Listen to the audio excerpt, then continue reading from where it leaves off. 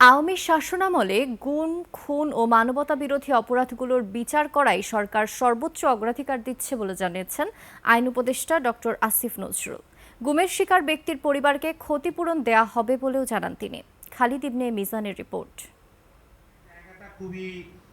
রাজধানীর বিচার প্রশাসন প্রশিক্ষণ ইনস্টিটিউটে প্রস্তাবিত গুম প্রতিরোধ ও প্রতিকার অধ্যাদেশ ২০২৫ নিয়ে মতবিনিময় সভা। যোগ দেন আইন উপদেষ্টা ডক্টর আসিফ নজরুল সহ মানবাধিকার কর্মী, নাগরিক সমাজের প্রতিনিধিরা। তারা প্রস্তাবিত অধ্যাদেশের বিভিন্ন বিষয় তুলে ধরেন। পরে আইন উপদেষ্টা বলেন, সরকার গুম, খুন সহ শেখ হাসিনার আমলে মানবতা বিরোধী অপরাধগুলোর বিচারকে সর্বোচ্চ অগ্রাধিকার দিচ্ছে। আমাদের সরকারের যত অগ্রাধিকার রয়েছে তার মধ্যে অন্যতম হচ্ছে গুম, খুন, মানবতা বিরোধী অপরাধ।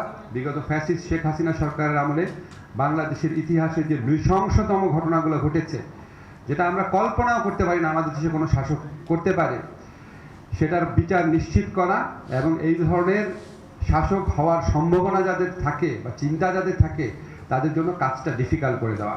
প্রস্তাবিত অধ্যাদেশ নিয়ে আরও আলোচনা হবে বলেও জানান আইন উপদেষ্টা। লক্ষ্য করে দেখবেন, আমরা সমস্ত সংস্কার প্রক্রিয়াতে, যেটা 111 গভর্নমেন্ট করে নাই, আমরা এই সংস্কার প্রক্রিয়াতে সমস্ত রাজনৈতিক দল এবং স্টেক হোল্ডারদের অন্তর্ভুক্ত করতে চাচ্ছি। খালিদ ইবনে মিজান, 21 টেলিভিশন, ঢাকা।